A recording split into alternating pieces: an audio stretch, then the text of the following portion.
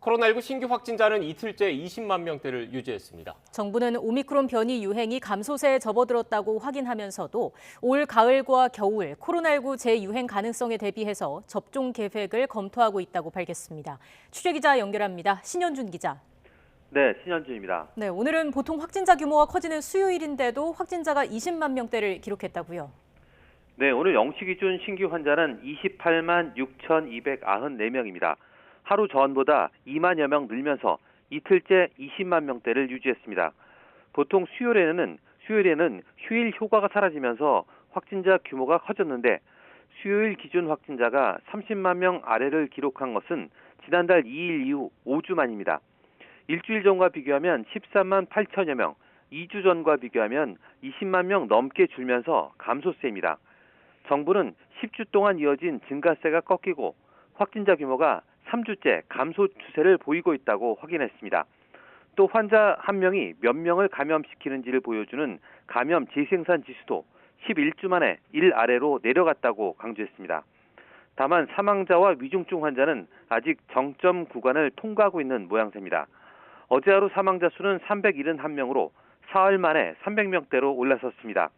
누적 사망자는 18,000명을 넘겼습니다. 위중증 환자는 7명 늘어 1,128명으로 30일째 4자릿수 1,000명대를 이어가고 있습니다. 전국의 중환자 병상 가동률은 전날보다 4.2%포인트 떨어졌지만 60.6%로 여전히 여유가 많지 않습니다. 정부는 전국의 코로나19 위험도를 5주째 매우 높은 단계로 평가하면서 가을과 겨울철 재유행에 대비해 백신 도입 시기를 조정하는 등 추가 접종 계획도 검토하고 있습니다. 정부가 일상 회복에 대비해서 코로나 환자의 대면 진료 비중을 높이고 화장 수용 능력도 개선하기로 했죠. 네, 전해철 중앙재난안전대책본부 2차장이 오늘 중대본 회의 모두 발언으로 한 말인데요. 오미크론 확진자가 큰 불편 없이 처방이나 처치를 받을 수 있도록 현재 4,800여 개 수준인 외래 진료센터를 동네 병의원 대상으로 계속 확대할 계획입니다. 또 고위험 요양시설에 대해서는 찾아가는 대면 진료도 시행하기로 했습니다. 화장을 못해서 3일장을 치르지 못하고 장례 일정을 늦춰야 하는 어려움도 해소해 나가기로 했습니다.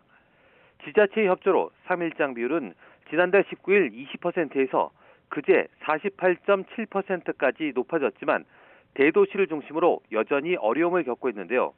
전 2차장은 화장시설 추가 운영에 필요한 인건비를 지원하고 안치 냉장고와 저온 안치실 설치에 필요한 예산 지원도 확대하겠다고 말했습니다. 지금까지 사회 2부에서 YTN 신현주입니다.